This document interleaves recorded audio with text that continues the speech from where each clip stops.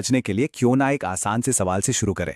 इससे ये जो मेथड है वो बिल्कुल क्रिस्टल क्लियर हो जाएगा। तो ये रहा हमारा सैंपल प्रॉब्लम। दो सिक्के एक साथ उछाले गए हैं और हमें पता करना है कि कम से कम एक हेड आने की क्या संभावना है। अगले 3 स्टेप्स में हम इसी सवाल को लेकर चलेंगे। ठीक है, तो पहला और सबसे जरूरी स्टेप, हमें यह पता लगाना है कि टोटल कितने पॉसिबल आउटकम हो सकते हैं, मतलब क्या क्या हो सकता है। इसको टेक्निकली सैंपल स्पेस कहते हैं, पर इसका मतलब बहुत सीधा सा है। उन सारी चीजों की लिस्ट बना लो जो हो सकती हैं, एक भी चीज छूटनी नहीं चाहिए।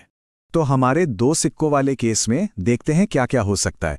हो सकता है दोनों पर हेड्स आएं यानी HH, या फिर पहले पर हेड्स दूसरे पर टेल्स मतलब HT, या फिर उल्टा पहले पर टेल्स दूसरे पर हेड्स यानी TH, और आखिर में हो सकता है दोनों पर टेल्स आ जाएं TT। बस कुल मिला के यही 4 पॉसिबिलिटीज हैं। ये बन गया हमारा पूरा सैंपल स्पेस। चलिए, अब हमें ये तो पता चल गया कि टोटल क्या क्या हो सकता है। तो दूसरा स्टेप है ये पहचानना कि हमें चाहिए क्या, हमारा टारगेट क्या है। इसे अनुकूल परिणाम या फेवरेबल आउटकम कहते हैं।